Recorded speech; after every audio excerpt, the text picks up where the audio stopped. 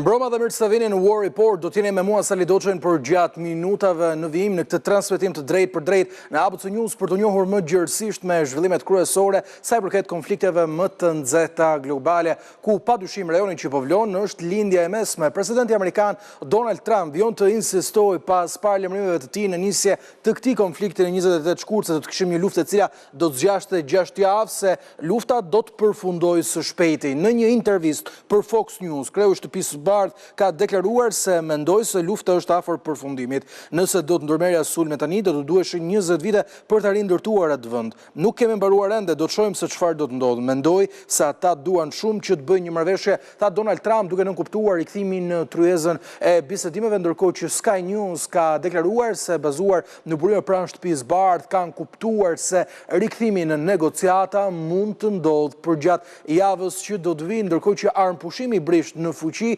pritet të skadoj në datën 21 prill. Ndërkohë, generali i preferuar i Donald Trump, them kështu pasi është një ndër figurat kyçe të Pakistanit, i cili ka pasur komunikime me administratën e republikanit, ka shkuar sot në Teheran. Bëhet fjalë për kreun e ushtrisë Pakistanit, Asim Munir, i cili ka zbarkuar në Iran dhe po bisedon me udhëheqjen e Teheranit për të përcjellë mesazhe nga Shtetet e Bashkuara dhe për të ndihmuar në organizimin e një raundi të dytë bisedimesh midis Washingtonit dhe Teheranit. Bllokada e Hormuzit vjen tjetër mbyllur dhe bllokuar nga Marina Amerikane prej më shumë se 48 orësh. Për këtë arsye, Teherani ka paralajmëruar dhe kërcënuar me një mbyllje të detit të Kuq përmes rebelëve Houthi, të cilët ai ka financuar, por gjithashtu edhe i ka ndihmuar me armatime të ndryshme. Deti i Kuq lidhet me kanalin e Suezit, i cili përpunon për afërsisht 15% të tregtisë globale, ndërkohë që rikujtojmë se ngushtica e Hormuzit në këtë ngushticë kalonte pikërisht rreth 20%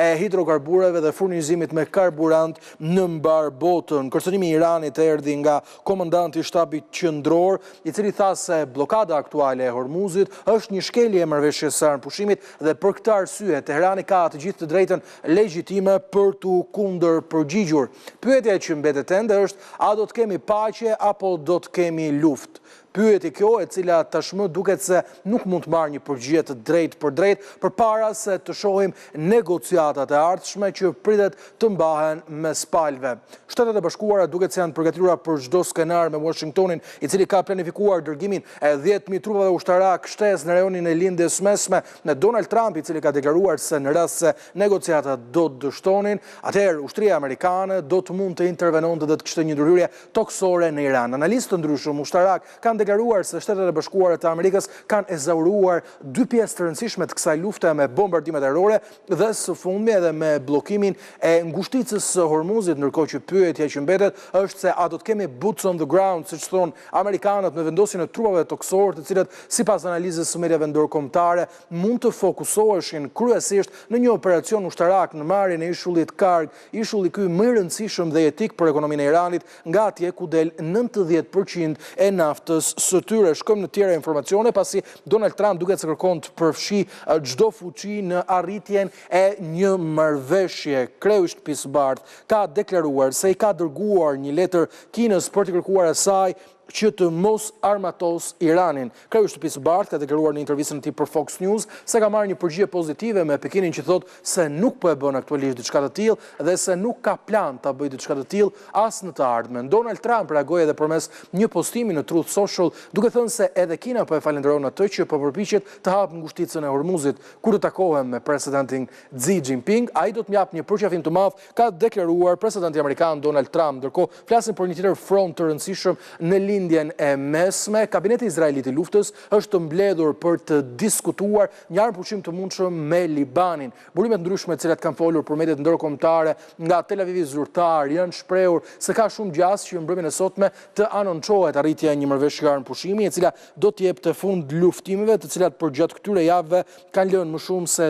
2000 persona të vrarë dhe me dhjetra mijëra të tjerë të plagosur. Shkojmë drejt konfliktit në Europën lindore për të folur për Mbretërinë e Bashkuar, e cila ka bërë, le të themi, paketën më të madhe ushtarake të ndihmës në aspektin e dronëve ushtarak për Ukrainën. 120.000 dronë nga Londra do të jepen Kievit për të vjuar luftën e tyre kundër Rusisë, në një kohë kur shohim një divergjencë të madhe në zhvendosjen e fokusit sa i përket bërjes së betejës në front, pasi presidenti i Ukrainës Volodymyr Zelensky ka deklaruar se arritën për herë të parë që nëpërmjet pajisjeve robotike të përzinin pushtuesit rus në një prej territoreve të tyre. Lajmi për dhënien e 120.000 dronëve forcon kapacitetet e Kievit zyrtar për të vjuar luftën kundër pushtuesit rus. Megjithatë, për diçka të tillë ka pasur një reagim të menjëhershëm nga ana e Moskës. Kremlini ka deklaruar se të gjitha këto vende perëndimore, të cilët po i dhurojnë dronët e tyre Ukrainës, janë të qartë dhe e dinë se po hynë në një akt agresioni dhe në një luftë të drejtë për drejtë me Rusinë. Është ky një paralajmërim i cili vjen nga Kremlini,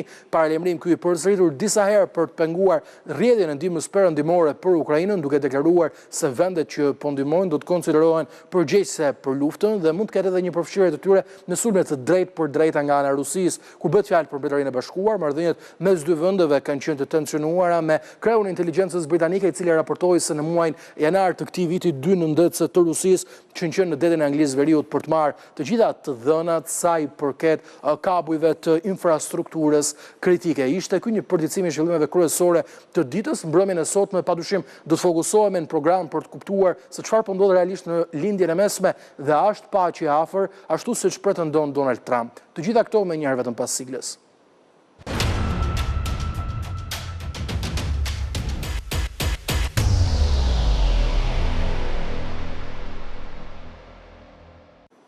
Me mua mbrëmjen e sotme në program janë zoti Geron Kamberi, profesor i marrëdhënieve ndërkombëtare. Zoti Kamberi, më mbrëma, kënaqësi të kem në program.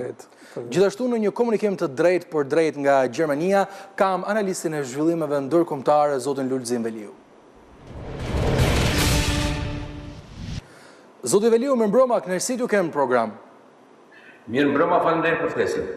Zhvillime dinamike sa i përket lindjes mesme, kur flasim për frontin e diplomacisë, i konsideruar i generali preferuar i Donald Trump nga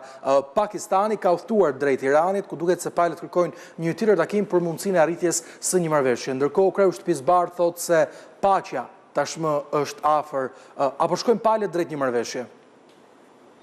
Urojmë që një gjë e tillë të ndodhë, mirë po duke pasur përballë zhvillimet e fundit, ditëve të fundit që i kemi parë, pra unë besoj pak se do të kemi një paqe të shpejtë, edhe pse presidenti Trump më duket se është më interesuar se të gjithë të tjerët për të arritur drejt një marrëveshje përfundimtare apo të zgjidhja e këtij problemi, mirë po duke pasur përballë takimin e parë që është bërë në Islamabad, nga i cili takim nuk arrit të thuaj asgjë dhe kemi pasur ndërprerjen e bisedimeve. Urojmë që thirrja e re nga qeveria e Islamabadit, nga qeveria e Pakistanit, pra e ndërmjetësuesve të këtij takimi të jetë më frytëzënëse, duke pasur përballë se tani më ky konflikt ka tendencë dhe rrezikshmëri për një përhapje më të gjerë dhe futje në një konflikt të drejtë për drejtë, ndoshta edhe disa aktorëve të tjerë që janë një rrezik i madh për paqen e përgjithshme, jo vetëm në lindjen e mesme, por edhe në një rang global.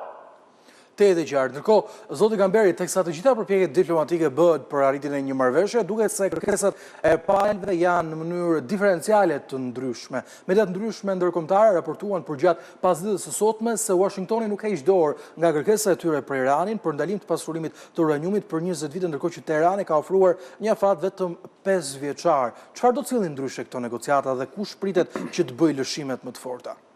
Natyrisht, kur bëhet fjalë për negociata midis palëve dhe kur qëndrimet janë kaq të larta mes tyre, zakonisht në negociatat diplomatike ajo që konsiderohet sukses për njërin palë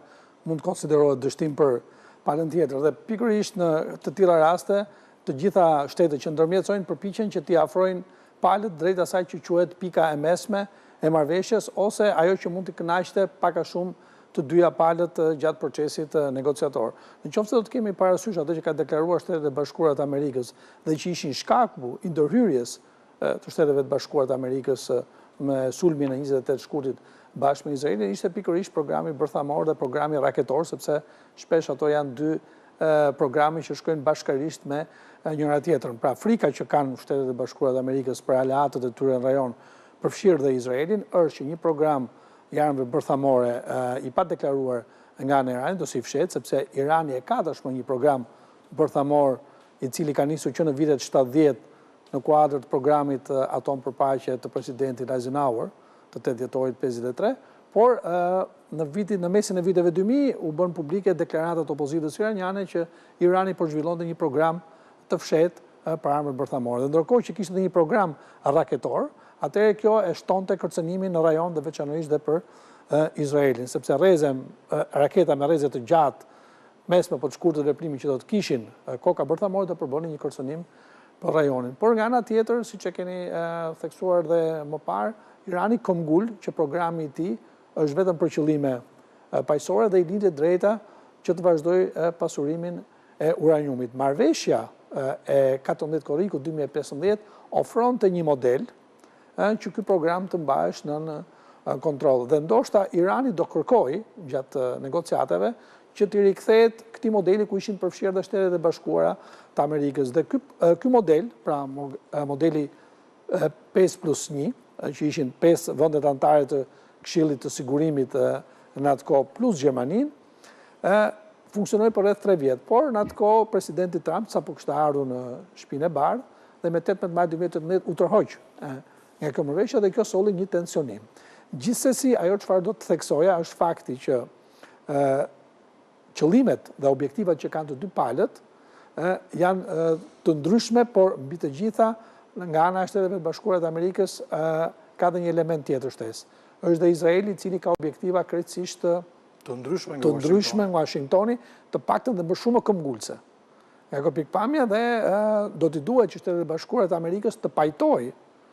në një dokument që nuk do të jetë fort të thjeshtë, qëllimet e tij dhe ndoshta qëllimi të paktën për të ndaluar programin bërthamor ose për ta vënë në kontroll ose në monitorim. Ju dini që ka pasur deri ide për të marrë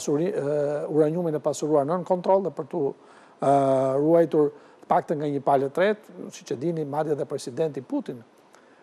presidenti rus Putin, hodhi idenë që mund të ishte Rusia ajo që mund të garantonte që të kishte besimin e të dy palëve, në këtë rast Iran dhe Shtetet e Bashkuara të Amerikës, për të ndërmarrë sa mund të ishte një hap i tillë? Do të kishte besim nga ana e Washingtonit që ky uranium i pasuruar t'i dorëzojë Rusisë? Kjo është diçka e cila vlen të vlerësohet nga këndvështrimi i marrëdhënieve që ka aktualisht presidenti amerikan Trump me presidentin rus Putin. Dhe po të vëmë re që nga 20 janari vitit kaluar, historia e marrëdhënieve tyre për hir të vërtetës nuk është ajo që ka pasur presidenti Putin me administratat e mëparshme amerikane, veçanërisht me presidentin e mëparshëm Biden, duke marrë parasysh dhe sulmin e 24 shkurtit të vitit 2022 ndaj Ukrainës. Megjithatë, kjo përpjekje nga ana rusish është një mënyrë për të rikthyer, edhe për ta rikthyer edhe Rusinë në rolin e ndërmjetësit në këtë konflikt. Por siç e keni vënë edhe siç e theksuat, janë 3 vende të tjera, siç është Pakistani, Egjipti dhe Turqia, edhe për shkak të interesit edhe afërsisë gjeografike, të paktën Pakistani dhe Turqia janë fqinj të Iranit, po përpiqen të ndërmjetësojnë dhe mos harrojmë edhe faktin që Pakistani dhe Turqia janë aleatë të hershëm të Shteteve të Bashkuara, të cilët kanë një traditë marrëdhëniesh dhe kanë qenë bashkë në shumë kriza në rajonin e linjës mesme. Tejet e qartë. Ndërkohë, zoti Veliu, duhet kuptojmë edhe qasjen politike të Donald Trump, njësër premtimesh për një fund të shpejtë të luftës dhe një deklaratë e tij e cila tha nuk do t'i humbë zgjedhjet afatmesme, pasi kanë bërë më shumë se çdo president i mundshëm amerikan. Kur Trump thotë se fundi i luftës është afër, a është kjo një frazim, le të themi, jo vetëm për të qetësuar qytetarët në mbar botën, por për të qetësuar edhe bazën e tij politike? Unë mendoj më tepër se për gjithçka ashtu për të qetësuar edhe bazën e tij politike, por edhe gjithë qytetarët amerikanë, që në duke të parë është shihet tani shumë qartë se kemi kundërshtar të mëdhenj në Shtetet e Bashkuara të Amerikës për kundër luftës që po është duke e zhvilluar presidenti Trump apo Shtetet e Bashkuara të Amerikës në Iran. Për deklaratat e tilla presidenti Trump tani është i mirë njohur, qysh edhe nga mandati i parë kur patën takimin me në mes të Kosovës dhe Serbisë dhe në një pranitje tranzitarëve deklaroi se ja, unë arrita të shuaj një konflikt 400 vjeçar, pra edhe pse nuk e kishte idenë se çfarë duke ndodhur në Kosovë dhe Serbi, mes Kosovës dhe Serbisë, me deklaratat e tina se pompoze se sikur ai po bën gjithçka. Mirë po, Amerikanët Trumpi duke votuar për të zhvilluar konflikte të tilla, çfarë është duke i bërë, duke filluar në atje pra në Amerikë të Chavezi për vazhduar me lidhjen e mesme, por është votuar si një president i cili do të jetë më patsor dhe më larg konflikteve që janë duke u zhvilluar dhe unë mendoj se mandatin e ardhshëm presidenti gjysmë mandatin që pritet të mbajë në këtë vjesht do ta dëshmojë edhe një herë se ka humbur autoriteti i tij në Shtetet e Bashkuara, çka e tregojnë edhe sondazhet e kohëve të fundit që kemi pasur rast të diskutojmë me të. Te e qartë. Mirë, ne do të shkojmë një shkputje shumë të shkurtër publicitare për të rikthyer në pjesën e dytë të programit dhe për të diskutuar një tjetër perspektivë të rëndësishme, Kinën, e cila ditën e djeshme u raportua se me një cisternë sankcionuar nga Shtetet e Bashkuara kishte arritur që të kalonte këtë ngushticë dhe Donald Trump, i cili thotë se Pekini ka premtuar se nuk do të ndihmojë Iranin me armatime të ndryshme për të bërë gati për një rinjësie të luftës. Sa të vërteta janë të gjitha këto pretendime dhe gjithçka që mund të rrjedhë nga kjo bisedë, do ta diskutojmë në pjesën e dytë të programit.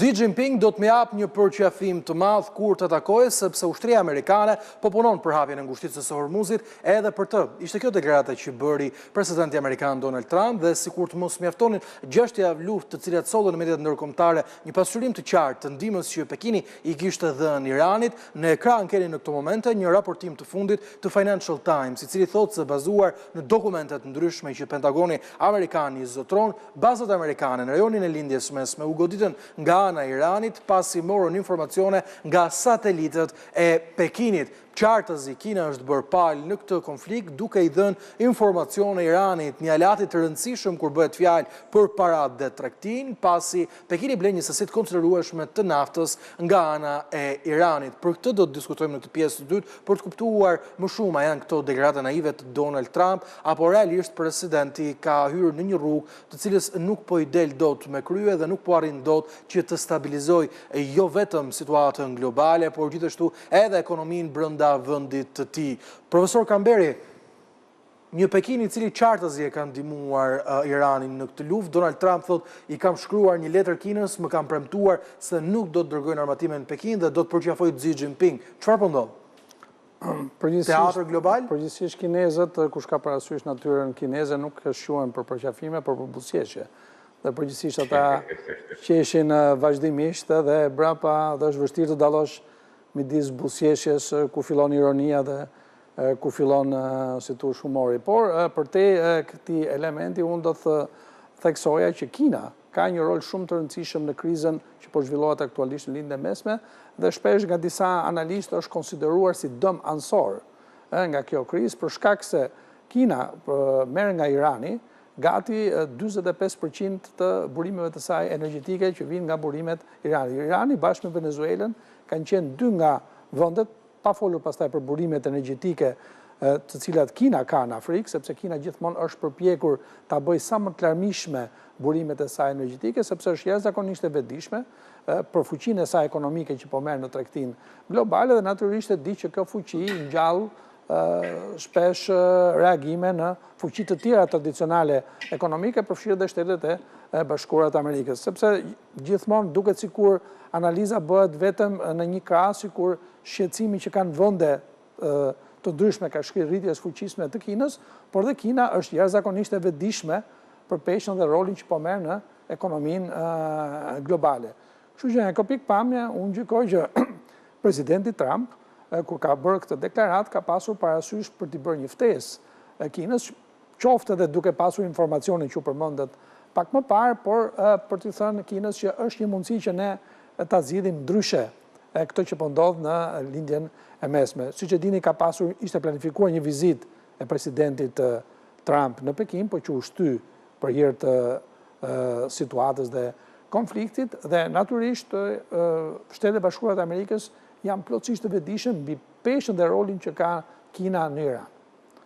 Qoftë edhe për shkak të historisë së kësaj marrëdhënie, qoftë tregtare, por aleanca që ka pasur Irani me Kinën nuk ka qenë vetëm në fushën e tregtisë, por edhe në fushat të tjera të sigurisë. Duke qenë se Irani vetë, që për një me të shkurtit 79, është një vend në embargo nga pjesa më e madhe e vendeve perëndimit, ai është përpjekur të gjejë gjithmonë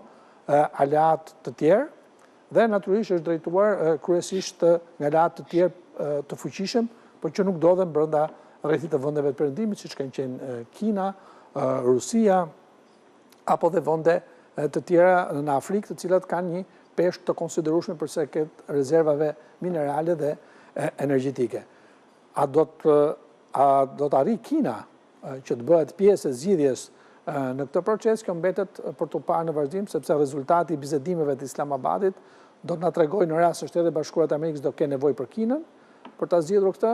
apo do të mjaftohen me një ndërmjetësim tashmë të tre vendeve, siç është Pakistani, Egjipti dhe Turqia, që po ndërmjetësojnë nëpërmjet negociatorëve amerikanë dhe iranianë. E qartë. Ndërkohë, zoti Veliu, Garon Kamberi thotë se kinezët nuk i pëlqejnë shumë përqafimet, por në nqeshjet dhe ndoshta ato që mund të konsiderohen prej tyre një buzëqeshje fytyrë më fytyrë. Kemi një Donald Trump i cili vërtet është naiv, apo është në një situatë ku nuk ka asgjë në duar për të ndryshuar dhe për të shprehur zemërimin e tij. Pra kemi një president i cili po tenton të tregohet diplomatik, sepse ka kuptuar se ka hyrë drejt një rruge ku dalja nuk është fort e lehtë. Më duket se në këtë rast duket më tepër se naiv me këto gjëra që deklaron, duke pasur përballë të gjitha ato çfarë kanë ndodhur ditën para pak ditësh në periudhën e fundit kohore që kanë filluar bisedimet. Unë pajtohem plotësisht me zotin Kamberi se kinezët nuk janë që përshafojnë, por edhe buzëqeshjet i kanë me të vërtetë shumë që nuk mund të kuptohen se sa reale dhe vërteta janë ato. Si popull kinez, pra nuk po flasim vetëm me udhëheqësit dhe me liderët, po flasim si popull kinez. Unë fillimisht në pjesën e parë deklarova se mund të ketë gëzimja të aktorëve të rinj në këtë konflikt. Këtë e pata për bazë ditën e djeshme kur e morën kontrollin flota amerikane mori kontrollin e Hormuzit dhe në atë moment erdhi një anije kineze e cila për në asnjë moment nuk u ndal, por e kaloi pa asnjë telashe dhe pak orë më vonë amerikanët nuk kanë asnjë gjë për këtë, por vetëm dolën me deklaratë se kemi një propozim 4 pikësh nga Kina për arritjen e një marrëveshje. Pra, në një farë mënyrë kinezët në këtë rast janë shfaqur si të interesuar për të qenë negociatorë dhe për të arritur deri te një marrëveshje. Mirë po, cilat janë ato 4 pika, duhet të studiohen dhe të analizohen mirë. Një gjë tjetër nuk duhet harrojmë, se në të gjitha konfliktet Kina ka qëndruar mbrapa Iranit. Ne të gjithë dimë se ke pas deklarata të vazhdueshme se fuqia dhe mundësia e raketave balistike iraniane ka qenë vetëm deri në 2000 kilometra. Mirë po, patëm disa sulme që i kaluan edhe deri në 600 kilometra. Dhe pikërisht këto janë raketa balistike që vinë nga Kina. Pra, kjo e dëshmon edhe një herë se Kina është e inkorporuar në këtë rast dhe e kërkon me çdo kusht të qëndrojë brapa Iranit, duke pasur përpos se ata kanë si një nga furnitorët kryesor të energjisë dhe derivateve të naftës. Mirë po çka tani më është dëgjuar, këtu kemi edhe një premtim nga Irani se tani e tutje tregtia apo shkëmbimi i derivateve iraniane me kinezët, por edhe me pjesën tjetër të botës do të kaloj nga dollari me monedhën kineze. Dhe kjo e bën edhe më të fuqishme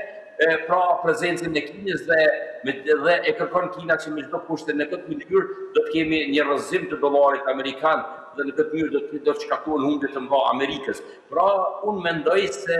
me kjo çfarë është parë dhe çfarë po shihet deri më tani, Shtetet e Bashkuara dhe presidenti Trump sikur nuk i kanë bërë llogarit mirë me Iranin.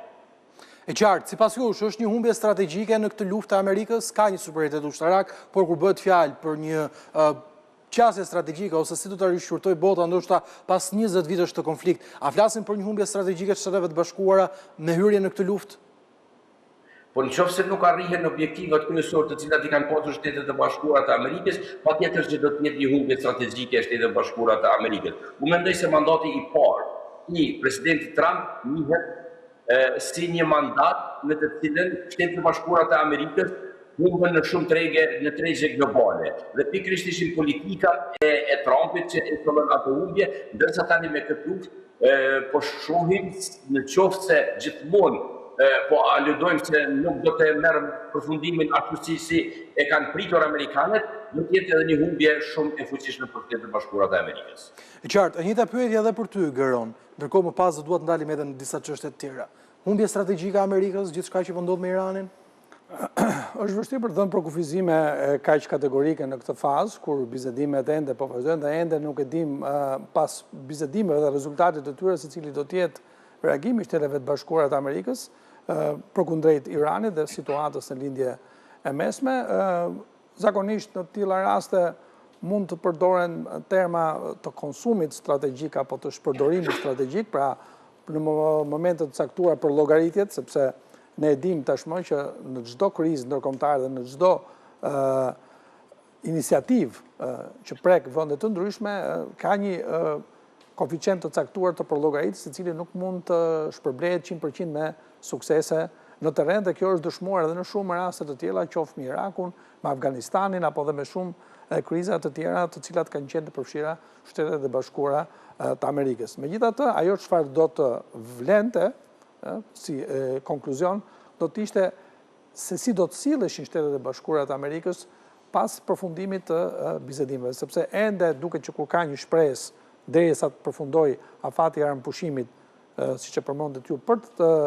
pasur një rezultat që do dali nga tryeza e bisedimeve, dhe nëse ky rezultat do të sjellë një reagim tjetër të ngjashëm atë të 28 shkurtit, atëherë ndoshta do na duhet të diskutojmë sërish se çfarë emri do t'i vëmë strategjisë që u ndoq deri tani. E qartë, ndërkohë Donald Trump erdhi në pushtet si presidenti i cili do të jepte fund luftrave në mbar globin, ndërkohë ka pasur një sër sulmesh cilat i ka nisur me urdhër të tij. Do të ndëshkohet nga amerikanët në zgjedhjet afatmesme dhe çfarë pritet të ndodhë në përbërjen e Senatit dhe Kongresit? Besoj që në momentin që erdhi zoti Trump në Shtëpinë e Bardhë në 20 janar, ai ka një konflikt gjysmë të mbyllur siç është konflikti i Gazës, ka një konflikt pikërisht, prandaj quhet ai gjysmë të mbyllur, ka një konflikt të hapur, siç është ai midis Rusisë dhe Ukrainës, dhe ka një konflikt që s'po e konsiderojmë as të hapur as të mbyllur, siç është ky me Iranin, për shkak se është një konflikt dinamik, dhe siç e përmendët edhe pak më parë. Një konflikt që e hapi, por nuk dihet kur do të mbyllet. Pikërisht. Pra, kjo situatë e cilën e ballafaqon presidentin Trump në 3 fronte, njëkohësisht, 2 prej të cilave ai i gjeti kur erdhi në Shtëpinë e Bardhë, do t'i duhet të bëj llogaritë e tij me elektoratin amerikan në zgjedhjet e mes mandatit. Por unë besoj, dhe ai po përpiqet të shkojë drejt kësaj logjike, që deri në zgjedhjet e mes mandatit ai të paktën në mos dalë me fitore të plota, të dalë me gjysmë fitore, të cilat nuk do të konsiderohen dështim në sytë e elektoratit amerikan. Dhe mendon se do të jetë një skenar i mundshëm, nuk janë shumë larg zgjedhjet. Mendon se do të ketë një stabilizim të opinionit publik, ka kohë për Trump kur flas. Natyrisht që ka, dhe kush ka parasysh dhe natyrën dhe mënyrën se si e zhvillon ai diplomacinë, ai është njeri i surprizave, deklaratave të cilat nga një moment kohor deri në tjetrën janë shumë të kundërta ndaj njëri tjetrës, pra ai nuk është nga ata diplomatët klasik dhe politikanët klasik që shqetësohet se çfarë ka thënë para një jave ose çfarë thotë pas një jave. Pra atë ka rëndësi rezultati, qëllimi, dhe kush ka parasysh dhe mënyrën se si e ndërton ai suksesin në politik, si tush nuk kujdeset shumë për storhollimet apo delikatesat diplomatike, por synon drejt rezultati që vjen nga natyra e tij, nga bota e biznesit, ku rezultati ka shumë më tepër rëndësi se sa mjetet që përdoren për të shkuar aty. E qartë, ndërkohë, zoti Veliu, të dyja palët pretendojnë se kanë pasur një fitore në frontin e betejës, por ndërkohë nga ana tjetër ka element të rëndësishëm. Shumica e analizave ndërkombëtare thonë se në fakt fituesit e vërtet të kësaj lufte janë Kina dhe Rusia. Rusia e cila po arrin të shes rekordet të sësive të naftës së saj për shkak të mungesave në tregje, dhe Kina e cila e pashqetësuar nga vorbullat në cilat janë përfshirë Shtetet e Bashkuara, po arrin që të çojë përpara marrëveshje të ndryshme tregtare, por gjithashtu edhe një revolucion në industrinë ushtarake që është avretur të paktën në 10 vjeçarshin e fundit. A e dëmtoi kjo luftë Amerikën? Po, me pa tjetër, unë mendoj se në këtë rast vjen edhe fjala popullore kur thonë se kur dy luftojnë i treti, ai fitues është i treti, dhe në këtë rast ka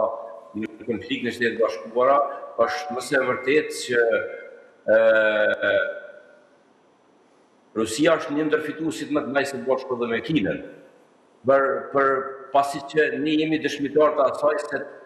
fillimit të konfliktit me Iranin, pak ose as pak fare në flitet për konfliktin e mes Rusisë dhe Ukrainës. Një, pastaj e dyta, është pjesa tjetër kur ne të gjithë dimë pas blokadës që është bërë nga Shtetet e Bashkimit Evropian dhe Shtetet e Bashkuara të Amerikës, tregtia për produktet ruse ka qenë e drejtuar drejt vendeve të Azisë, pra në këtë rast pra kemi pasur një rritje të dukshme të shitjeve të produkteve të tyre, dhe patjetër që është nga fituesit. Ndërsa po të ketë përballë se i gjithë armatimi që e kanë iranianët, ka është me bazë kineze, pra dhe nëse kanë prodhime të tyre, blenda e parë vjen nga Kina, patjetër se janë fitues në këtë rast. Dhe ata janë shumë të kujdesshëm edhe për Tajvanin, dhe në një rast të tillë, pra kur Shtetet e Bashkuara të Amerikës janë në konflikt me Iranin, janë në mbështetje të Ukrainës në njërin anë, ata me pak shqetësi mund edhe të bëjnë një intervenim drejt Tajvanit për të marrur edhe këtë pjesë dhe për të realizuar pretendimet e tyre që kanë edhe për Tajvan. E qartë, Lulzim Veliu, faleminderit që ishe mbrëmjen e sot me mua në War Report. Zoti Gron Kamberi, gjithmonë kënaqësi të të kem në program. Kemi mbritur kështu në fund të War Report edhe për mbrëmjen e sotme. abcnews.al, adresa ku informonin kohë reale jo vetëm për zhvillimet nga konfliktet më të nxehta globale, por gjithashtu edhe për çështjet më të rëndësishme politike, zhvillimet në vend, çështjet rajonale, por edhe mbi argëtimin mund të na dëgjoni në çdo kohë në Radio ABC 105 FM. Faleminderit për vëmendjen tuaj. War Report kthehet sërish ditën e nesërme në orën 21. Deri atëherë, bashkë natën e mirë.